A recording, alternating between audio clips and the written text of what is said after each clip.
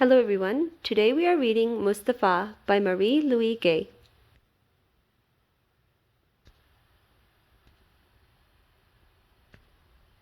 Mustafa and his family traveled a very, very long way to get to their new country.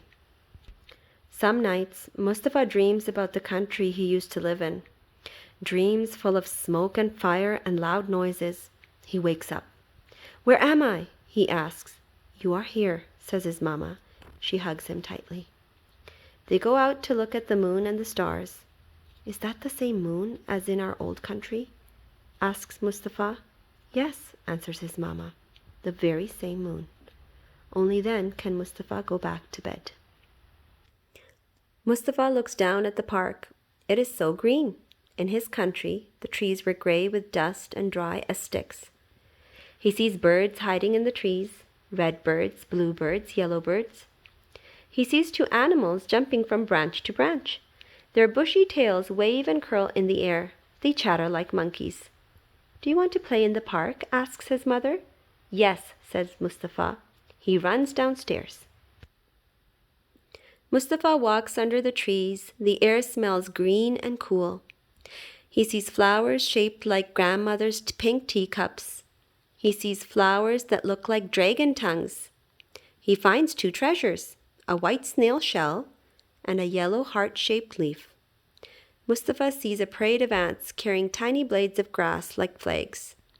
They look like the ants in his old country. So do the soft, fuzzy caterpillars. So do the buzzing bees. Mustafa hears a noise. He hides behind a tree. A girl walks in the park. She holds a ribbon tied to a cat. In Mustafa's country, cats were skinny and wild. They lived in the streets. They didn't wear ribbons. The girl sees him. She says something. Mustafa doesn't understand her words. He pretends to tie his shoe. Then he runs back to the apartment. "Back already?"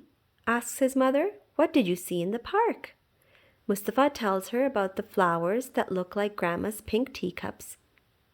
He tells her about the parade of ants waving their flags. He shows her his white snail shell and his yellow heart-shaped leaf. "Lovely," says his mother, but he doesn't tell her about the girl with the cat. The next day, Mustafa sees shiny red bugs with black spots. They look like jewels. He finds more treasures, an acorn, a speckled stone, and a perfect drawing stick. Mustafa draws an airplane in the sand. He draws the house he used to live in. He draws clouds of smoke and fire. He draws broken trees. Suddenly, the girl with the cat is there. She points to the drawings and says something. Her words float in the air and disappear. Mustafa drops his stick and runs away. The girl draws flowers, butterflies, and stars. She draws her cat. The clouds of smoke and fire disappear. So do the broken trees. Mustafa goes to the park every day.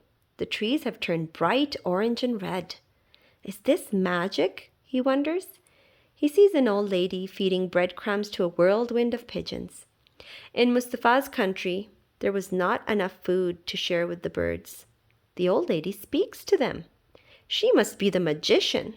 Mustafa wishes he could speak bird language. Mustafa sees a small vampire chasing a fairy, a fox, and a rabbit. They are screaming and laughing. Mustafa waves to them. They don't see him. They disappear into the trees. Mustafa hears music. It winds its way through the trees like a river. A man is playing a red accordion. Mustafa knows this tune. His uncle Amir played it all the time. Everyone smiles and waves and claps their hands. A dog barks. Birds sing. Mustafa whistles along with the music, but nobody notices him. "Mama," asks Mustafa, "am I invisible?" "If you were invisible, I couldn't hug you, could I?" answers his mama. The next day, Mustafa sees the girl with the cat. Before she can see him, he scrambles up to the top of a huge tree. Now he really is invisible. But the girl with the cat finds him. She makes a sign with her hand. It means, "Come with me." He follows the girl to a pond filled with dark water. The girl points. 3 fat orange fish are swimming in circles. The girl takes some yellow grains out of her pocket and throws them into the water. The fish rush to the surface to eat. They make funny fish faces. Mustafa laughs. So does the girl. The girl leads Mustafa to another part of the park, where there are swings. She ties her cat to a tree. She sits on a swing. The girl swings back and forth, higher and higher. She looks down at Mustafa. He sits on a swing. He swings slowly back and forth, then higher and higher. Together, they almost reach the treetops.